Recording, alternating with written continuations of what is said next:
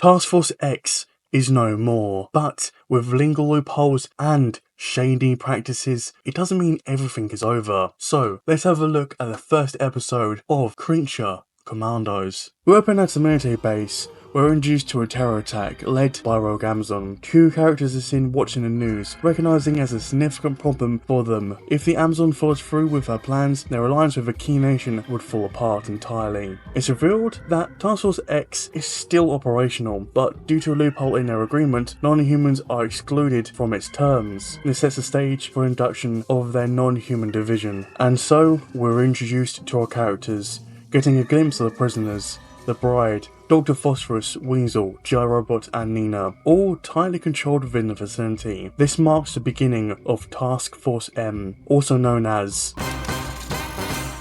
The team is quickly mobilized, loaded onto a plane, and dispatched to Pokolostan. Upon arrival, they're placed in a car and taken to meet the princess, where she steps forward and takes a formal bow, only for the guards to point their guns at him, though it's all a joke. The group is then escorted to dinner, where the pacing slows down to give us a deeper look into characters, which is engaged in conversation with the princess, giving us insight into the mindset and life.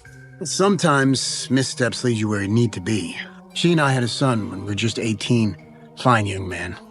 I joined the military mostly just to make money so I could support him. 18 years later, he joined the military because he loved our country and he wanted to make it a better place. Yeah. Boy, was it an improvement on me in every way. Was?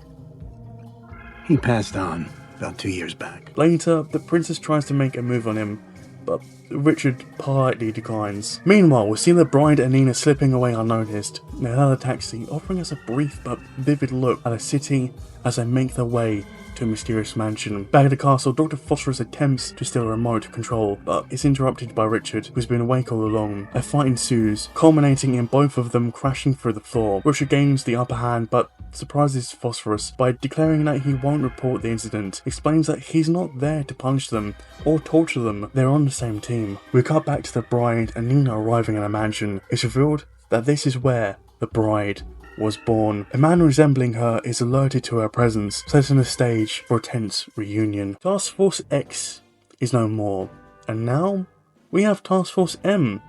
I've got to say the selection of characters is pretty solid so far. As a Batman fan, seeing Dr. Phosphorus finally getting an animated adaptation is enough to get me watching. Honestly, the same goes for any Batman related character. That said, DC's recent animated TV series haven't really been my thing. Don't get me wrong, they're not bad most of the time. It just feels like they come up with a strong, short form ideas, but those don't always translate well into a full series. However, this show seems to be off to a strong start. I'm excited to see where they take this, especially with Dr. Phosphorus.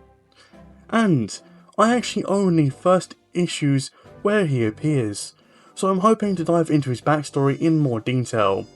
This could be a great chance to spotlight an underrated villain. With that being said though, thank you all for watching. I've been FearfulMilk, and I'll see you all in the next video. Take care, everyone.